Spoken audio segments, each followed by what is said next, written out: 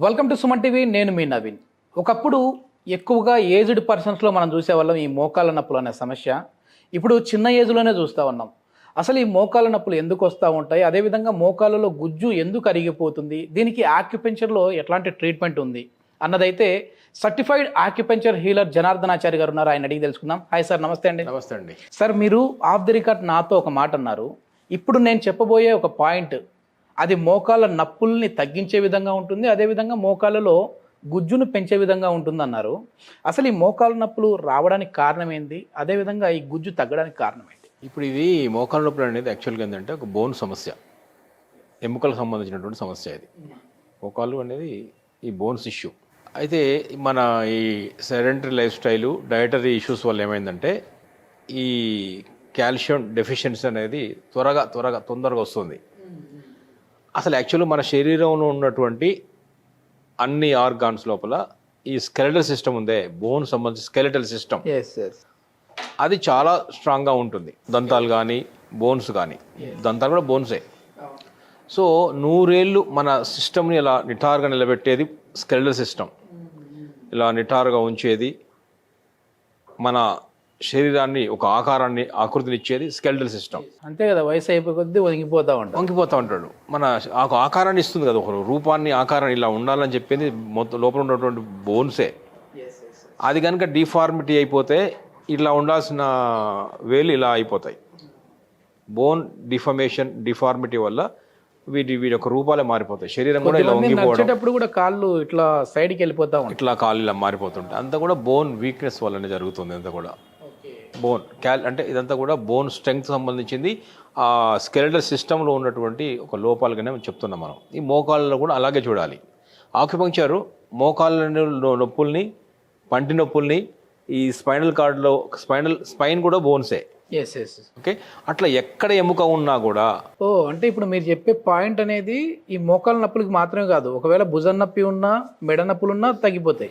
ఎక్కడ బోన్ ఉన్నా కూడా ఆ బోన్ రిలేటెడ్ ఇష్యూస్ అన్నీ కూడా ఒక కేటగిరీ కిందకే చెప్తుంది ఆక్యుపంక్చర్.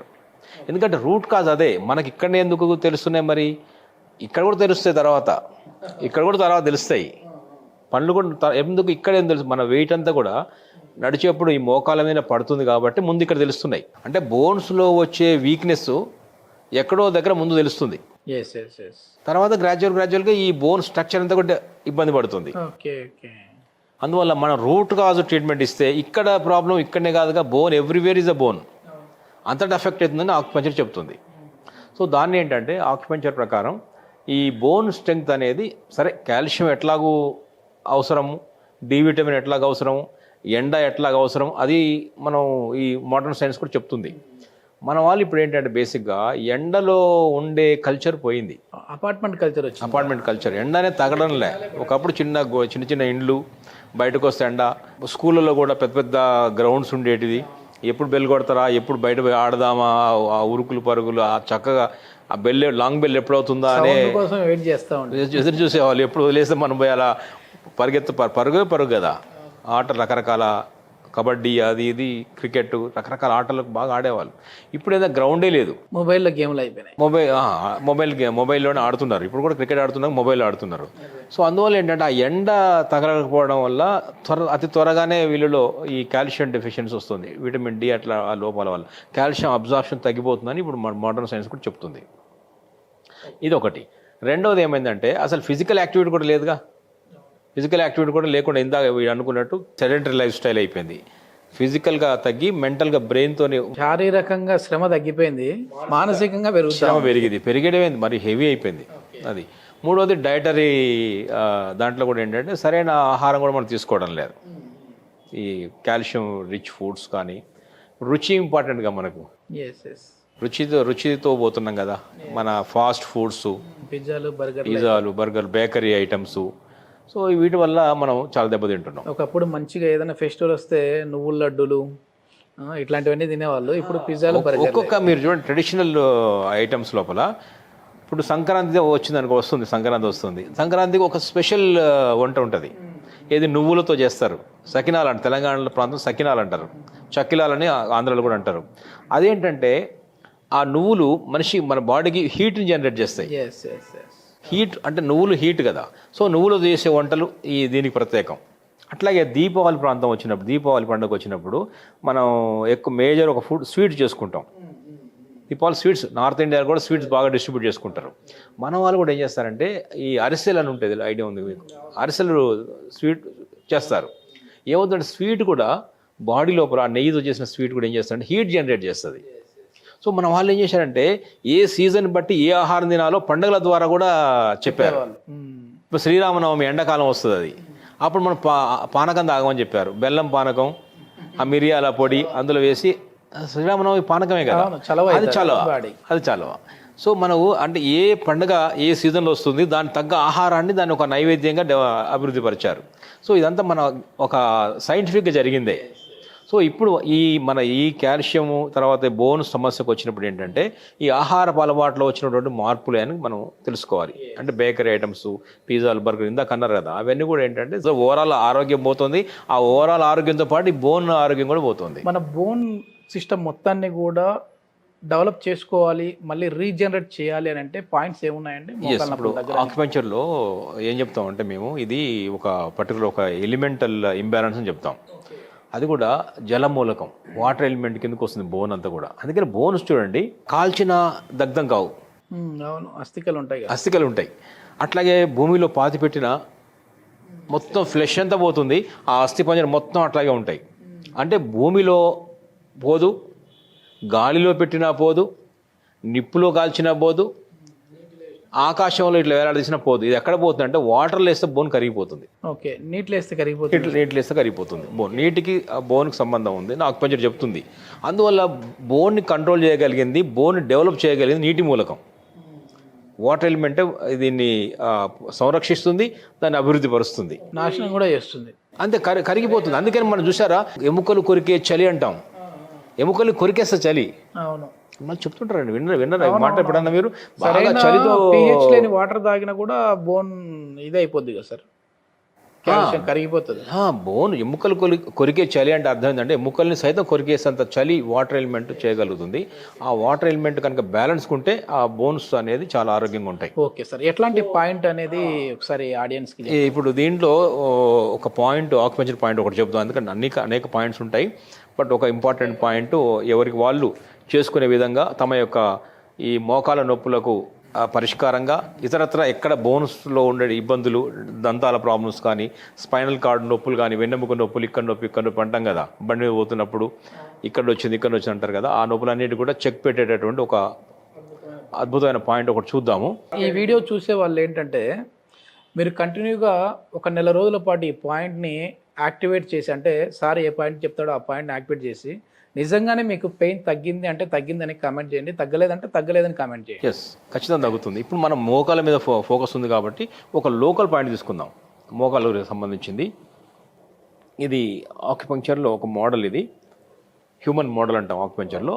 దీనికి మోకాలు నొప్పులు, ఇది నీస్ అంటాం కదా మోకాళ్ళు, ఇవి ఈ ఈ మోకాళ్ళు. దీనికి ఎగ్జాక్ట్ బ్యాక్ సైడ్లో దీని పాయింట్ ఎక్కడ ఉందంటే ఎగ్జాక్ట్గా మోకాళ్ళకు రెండు కాళ్ళలో కూడా ఉంది. ఈ మోకాళ్ళకి ఎగ్జాక్ట్గా బ్యాక్ సైడ్ అండి, వెనక భాగం ఇక్కడ బ్యాక్ సైడ్. ఈ బ్యాక్ సైడ్లో ఇలా కాలు వంచినప్పుడు ఒక మడత వస్తుంది, క్రీజ్ అంటాము. ఈ క్రీజ్ ఎగ్జాక్ట్ మధ్యలో ఉంటుంది, క్రీజ్ ఇలా ఈ దీనికి మధ్య భాగంలో ఉంటుంది. అది UB40, ఆ పాయింట్ పేరు మీరు గూగుల్ చేసుకుని తెలుస్తుంది, యూరినరీ బ్లాడర్ 40 పాయింట్. అది ఈ ఎగ్జాక్ట్గా ఈ మడతలో, ఈ మడత ఉన్నప్పుడు ఈ మధ్య భాగంలో ఉంటుంది UB40, ఎగ్జాక్ట్గా మోకాలు వెనకాలే ఉంటుంది ఇది.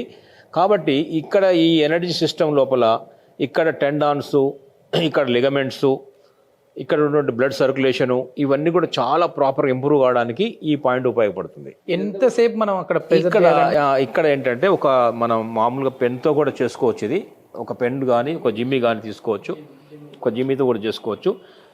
ఈ వెనుక భాగం లోపల ఇక ఎగ్జాక్ట్ మధ్య ఈ UB40 అనే వాతావరణం ఇలా మెల్లగా ప్రెస్ చేయొచ్చు. ఇట్లా అక్కడ పెన్ను కానీ ఇలాంటి జిమ్మి కానీ లేదంటే ఒక ఫింగర్తో కూడా చేసుకోవచ్చు. అక్కడ కొంచెం పించింగ్ ఉంటుంది, కొంచెం నొప్పి ఉంటుంది. పించింగ్ అంటే కొంచెం పాయింట్ అది. అక్కడ ఒక 60 సెకండ్స్ చేయొచ్చు. 60 సెకండ్ అంటే 60 సార్లు నొక్కి వదలడం కానీ, లేదా రోజుకి ఎన్నిసార్లు మసాజ్ కానీ, డైలీ 2 టైమ్స్ చేసేయచ్చు. అంటే 120 రోజుకు 2 సార్లు, ఈ కాలుకు 1 నిమిషం, ఈ కాలుకు 1 నిమిషం. ఓకే. ఇంకొకసారి మళ్ళీ అదే రోజులో మళ్ళీ ఈ కాలుకు 1 నిమిషం, ఈ కాలుకు 1 నిమిషం. ఈ 2 ఇలా చేస్తూ కనుక వారం 10 రోజులు చేస్తే, వారం 10 రోజుల దాకా అక్కర్లేదు, మోకాళ్ళ నొప్పి సివియర్గా ఉన్న వాళ్ళు, ఎక్కువ బాధపడుతున్న వాళ్ళు ఒక్క రోజుతోనే 1-2 సార్లతోనే చాలా వరకు రిలీఫ్ స్టార్ట్ అయిపోతుంది. ఈ పాయింట్ అంత అద్భుతమైన పాయింట్ అంటే యాక్చువల్గా ఇక్కడి నుంచి దీని ఇంపాక్ట్ ఇక్కడి నుంచి ఇక్కడ దాకా ఉంటుంది. అంటే లోవర్ బ్యాక్ నుంచి ఇక్కడ నొప్పినా కూడా ఈ పాయింట్ పనిచేస్తుంది. ఇక్కడ లోవర్ బ్యాక్ పెయిన్ నుంచి ఈ thighs, back side of thighs, back side of the ఈ మన కాఫ్ మజిల్స్ ఇలా వచ్చిన తర్వాత వీటిని ఏమంటే చీలమండలం అంటాం కదా, హీల్, అకిలిస్ టెండాన్ ఉంటుంది కదా, ఈ పాదాల దాకా ఈ బ్యాక్ సైడ్ మొత్తం కంట్రోల్ చేసేటటువంటి అద్భుతమైన పాయింట్ ఇది. కమాండింగ్ పాయింట్ అంటాం దీన్ని. ఇది UB40. మోకాళ్ళలో గుజ్జు కూడా పెరుగుతుందా అండి దీంతో? ఆక్యుపెంచర్లో ఎలా గుజ్జు వస్తుంది? మోకాళ్ళలో ఆల్రెడీ సినోవియల్ ఫ్లూయిడ్, ఆ ఫ్లూయిడ్స్ అయిపోయినాయి కదా, ఆ బోన్స్ ఇంజెక్షన్ చేసుకోవాలి. ఆ బోన్స్ రాపిడ్ వల్ల సమస్యలు వస్తున్నాయని చెప్తున్నారు కదా, కరెక్టే, అంతవరకు అయిపోతుంది. కానీ యాక్చువల్గా ఈ ఫ్లూయిడ్స్ అన్నీ కూడా ఆహారం నుంచి వస్తాయి. ఓకే. బాడీ తయారు చేసుకుంటుంది. అది ఎక్కడ ప్రాబ్లం వచ్చింది మనకు? అది యాక్చువల్గా ప్రాపర్ డయట్ తీసుకోకపోవడం వల్ల, ప్రాపర్ డైజెస్ట్ కాకపోవడం వల్ల ఆ సారం, essence of the foods that we take అది శరీరాన్ని పట్టకపోవడం వల్లనే ఈ ప్రాబ్లమ్స్ వస్తున్నాయి అంటున్నాం మేము. దీన్ని ఎక్కడి నుంచో బయట నుంచి, ఏ ఆహారం కూడా బయట నుంచి ఇవ్వాల్సిన పని లేదు. ఇక్కడ ఒక ఎముక ఉంది, ఇక్కడ ఒక సినోవియల్ ఫ్లూయిడ్ ఉంది, అక్కడ టెండాన్, లిగమెంట్ ఇవన్నీ ఉన్నాయంటే మన శరీరం నిర్మించుకుంది, శరీరమే దాన్ని కాపాడుకుంటుంది కదా. అదంతా కూడా ఆహారమే. మనం మొదటి నుంచి చెప్తున్నాం, ఆహారమే ఔషధం, శరీరమే వైద్యుడు. ఆహారం ఇవ్వండి, ఆ శరీరానికి ఏది అవసరమో ఆ ఆహారం ఇవ్వండి, అది వైద్యంగా దాన్ని సరిపోయే విధంగా మలుచుకునే శక్తి దానికి ఉంది. మనం ఇంత ఆహారం తింటున్నాం అండి. ఏం తింటున్నాం? ఇంత అన్నము, పప్పు, కూర, సాంబారు, చట్నీ, పెరుగు అన్నీ తింటున్నాం. దాన్ని ఈ డైజెస్టివ్ సిస్టమ్ ఏం చేస్తుందంటే బాడీ కావాల్సిందేదో అన్ని విధాలుగా అదే కన్వర్ట్ చేసుకుంటుంది. అంటే కార్బోహైడ్రేట్స్గా, ప్రోటీన్స్గా, విటమిన్స్గా, ఫ్యాట్గా, మినరల్స్గా అన్నిటికీ అదే తీసుకుంటుంది కదా. మనం సపరేట్ తింటున్నాం ఏంటి? మనం అన్ని కలిపి తింటున్నాం. శరీరానికి ఆ శక్తి ఉంది కాబట్టి మనం ఏది ఇక్కడ ఫ్లూయిడ్ అయిపోయినా కూడా ఇక్కడి నుంచి కనుక ప్రాపర్గా ఇక్కడ సిస్టమ్ కనుక ప్రాపర్గా ఉంటే, డైజెస్టివ్ సిస్టమ్, ఆకలి అయ్యింది, బాగా తిన్నాము, అరిగింది అంటే అక్కడి నుంచి సారాలు తప్పకుండా ఫ్లూయిడ్ని కూడా పెంచుతాయి. మూమెంట్ అనేది మాత్రం ఉండాలి, అట్లే యాక్టివిటీ ఉండాలి. మనం ప్రెషర్ పాయింట్ చేయాలి, అక్కడ బ్లడ్ సర్క్యులేషన్, ఎప్పుడు ఒక రిపేర్ జరగాలంటే అక్కడ బ్లడ్ సర్క్యులేషన్ వెళ్ళాలి. ఆక్యుపెంచర్ అదే చేస్తుంది. ఈ పాయింట్ స్టిమ్యులేషన్ వల్ల అక్కడ బ్లడ్ సర్క్యులేషన్ పెరుగుతుంది. ఓకే, అక్కడ టెండాన్స్, లిగమెంట్స్ నరిష్ అవుతాయి, వాటికి ఎనర్జీ అందుతుంది. అందినప్పుడు ఏంటంటే అక్కడ స్టాగ్నేషన్ ఉందే, అక్కడ ఏదైతే ఎనర్జీ అందడం లేదో అలా స్టిఫ్నెస్ వచ్చింది కదా, మూమెంట్ లేకుండా పోయింది, దాన్ని అది కదిలేలాగా చేయగలుగుతుంది. ఓకే. ఇది మొత్తానికి ఏంటంటే ఇది కేవలం మోకాళ్ళ నొప్పులు మాత్రమే కాదు, బాడీలో మీ బోన్ స్ట్రెంత్ అన్నింటినీ పెంచుకునే విధంగానే ఈ పాయింట్స్ అయితే ఉన్నాయని చెప్పేసి అంటూ ఉన్నారు. సో థ్యాంక్ యూ సార్, చాలా మంచి ఇన్ఫర్మేషన్. నమస్తే అండి.